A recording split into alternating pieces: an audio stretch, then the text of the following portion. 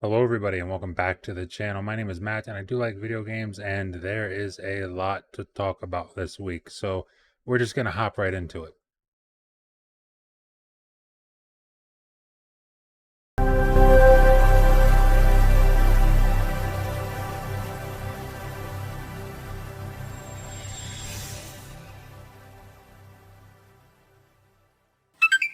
Alright, so first up is some news that happened earlier in the week, and that is Microsoft announcing that they are now moving to $70 first-party games, and this will be starting in 2023 with games like Redfall, Forza Motorsport, and Starfield.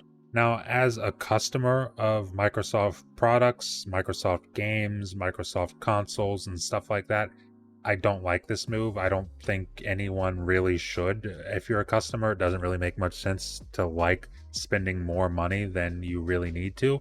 But I'm also not going to pretend like I didn't see this coming because I think everyone saw this coming. In fact, in my last video or my last This Week in Gaming video, I said it. I said I expect this to happen before 2024, and well, it's happening before 2024. Now, I guess my real thoughts on this are it's really up to you to decide what is worth $70 for you personally. Because for me, just like most of you, I don't love the idea of spending $70 on games, but unfortunately that's the reality we're moving towards, it seems like, at least. And again, I don't know about you guys, but I'm not going to miss out on a game just because it's $70. If a game is $70 and I want it, I'm going to buy it. And for me personally, I've bought a lot of $70 games this generation. I've also bought a lot of $60 games this generation. I've also bought games that are less than $60 brand new this generation. And I feel like the games that are $60 and under are much better than the $70 games. Now, that's not saying there haven't been some great $70 games. I mean, God of War Ragnarok comes to mind. Last of Us Part 1 comes to mind. Call of Duty Modern Warfare 2. I love the multiplayer in Modern Warfare 2.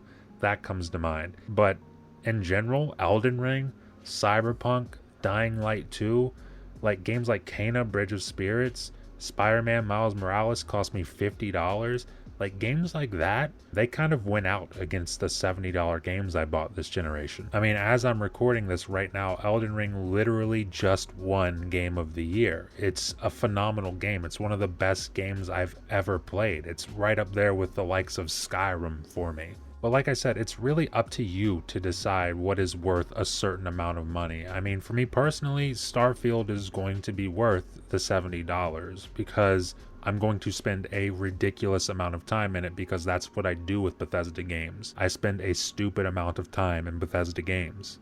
But I also can't really say that Forza Motorsport is worth $70 to me. So that's something that, hey, I'll play it in Game Pass. I'll probably enjoy it for what it is, but I'm probably not going to buy it for $70.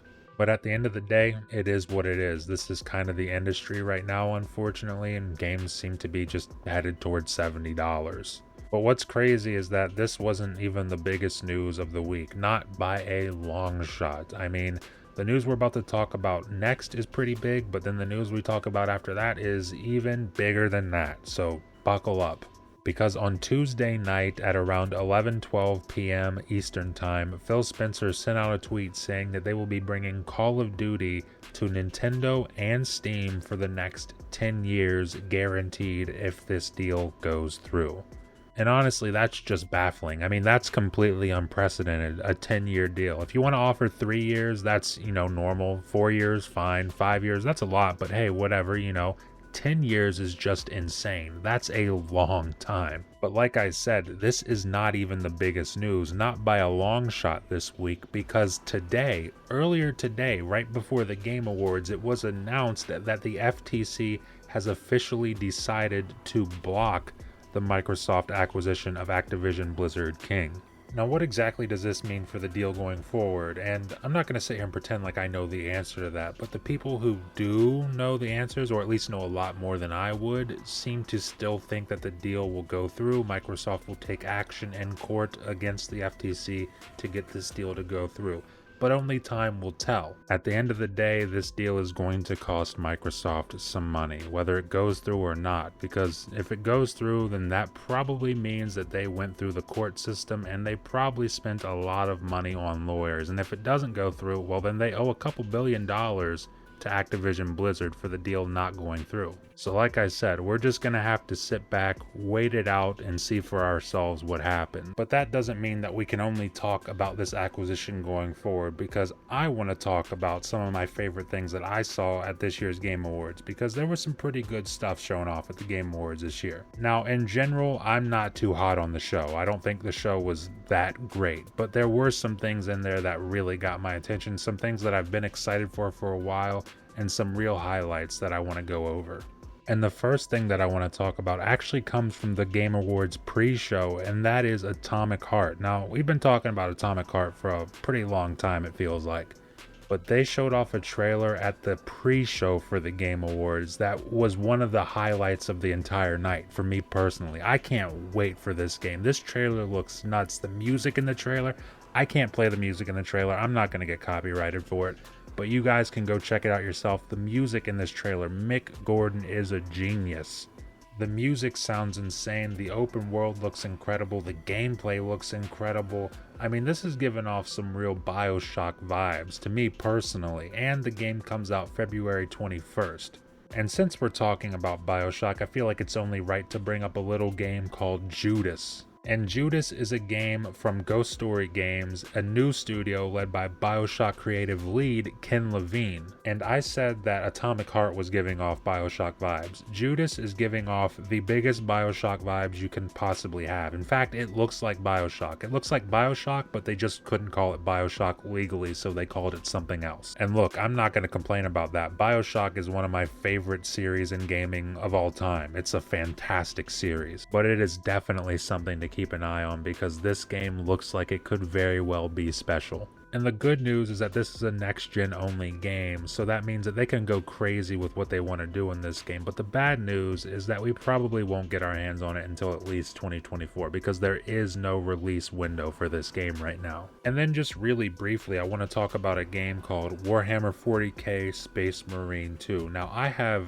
no history with the Warhammer 40k franchise, I really don't. But when they showed off some of the gameplay for Space Marine 2, I mean, it's got guns, it's got melee, and it's got over-the-top violence. This is my kind of game. And up next, we got to talk about a game that a lot of people are excited for, myself included, and that is Diablo 4. Now, this had a pretty damn good showing at the Game Awards. Now, it didn't really show gameplay, unfortunately, but what it did have, it had Halsey singing songs about Diablo. It had a pretty amazing CGI trailer, but then again, it is Blizzard, and Blizzard is fantastic at CGI trailers. They know how to get a trailer done. And I'm not typically one to be too excited about Diablo. Diablo's not really my kind of game, but when they showed it off earlier this year, it might have been at Xbox's show or maybe Summer Games Fest. I can't really remember, but they showed it off earlier this year and I was completely sold. The gameplay looks fantastic. And while we didn't see gameplay at this show for Diablo 4, what we did get, not at this show, but in general this week, are previews for Diablo 4. And people are saying that it's shaping up to be something really, really awesome. People have played the first 10 to 12 hours of the game, and it's getting glowing reviews. And as you can imagine, that really only builds my hype up even further, as I'm sure it does all of you as well. And we've officially got the release date for Diablo 4, and it looks like it's not going to be too far away. It's June 6, 2023, so that's not too bad. I can't wait for it though. And up next, we've got to talk a little bit about Star Wars Jedi Survivor, because this game looks fantastic. I mean, I was already hyped for the game going into this show, knowing that they were going to show it off, because it was pretty much announced before the Game Awards that they were going to be showing it. But the gameplay that they showed for this game completely blew me away. It looks a huge step above what they managed to accomplish with Jedi Fallen Order. And that's not a shot at Jedi Fallen Order, because I absolutely love that game and I think it was deserving to win Game of the Year that year. But this game just looks like it's going to be on an entirely different level, and Respawn are already one of my favorite developers in the industry, so really, they can honestly do no wrong as far as I'm concerned, and they've proven that time and time again. And while we're sat here talking about the Game Awards, we might as well mention Death Stranding 2, because that was at the Game Awards as well, and the trailer was just as weird as I remember the first trailers being for the first game. But don't get it twisted, I'm still incredibly hyped for Death Stranding 2. I'm actually one of those people who was really on board with the original Death Stranding up until about the I think it was like the fourth or fifth trailer, and then everything they showed after the fourth or fifth trailer, it kind of just killed my hype for the game, and I didn't end up trying it until it actually came to PC Game Pass, and I ended up loving that game. And I'm sure that Kojima's got some tricks up his sleeve to make this one even weirder and more brilliant than the first one, so I'm excited. And then I want to talk about one of my most favorite games of the generation so far, and that is Cyberpunk 2077. The DLC Phantom Liberty is actually going to feature Idris Elba, which is completely random but definitely welcome in my books. The DLC is said to be a spy thriller expansion set in an entirely new district of Night City, which looks pretty awesome judging by the trailer. And in case you were wondering, they did get Keanu Reeves back as Johnny Silverhand. He's going to be in the DLC with Idris Elba. And then finally, the last big thing for this show, for me at least, was FromSoft's announcement of Armored Core 6 Fires of Rubicon, set to be released in 2023. Now, I'm not huge into From Software games. I mean, Elden Ring is one of my favorite games of all time. I mean, I will say that. But in general, Dark Souls and Sekiro and stuff like that, it's just not really my thing. Demon Souls, it's not really my thing. But I'll tell you what I do like, and I think that just about anybody will agree with me on this, and that is mechs. Mechs are awesome, and we need more games centered around mech gameplay. And knowing From Software, this game is probably going to be pretty damn difficult and also probably pretty damn great. That's really all I've got for today's video. That's what I was excited for at the Game Awards. That's what's happening with Microsoft, with the FTC, $70 games, all that fun stuff. But I want to hear about what had you guys hyped at the Game Awards. So leave a comment down below. Let me know what you're excited about from the Game Awards. Leave a like if you liked the video. And please consider ringing that notification bell and hitting the subscribe button if you haven't already. If you're enjoying the content and you want to stay up to date with it going forward over here on the channel, because that is a great way to do it. And with that being said, thank you for watching, and I will see you in the next video.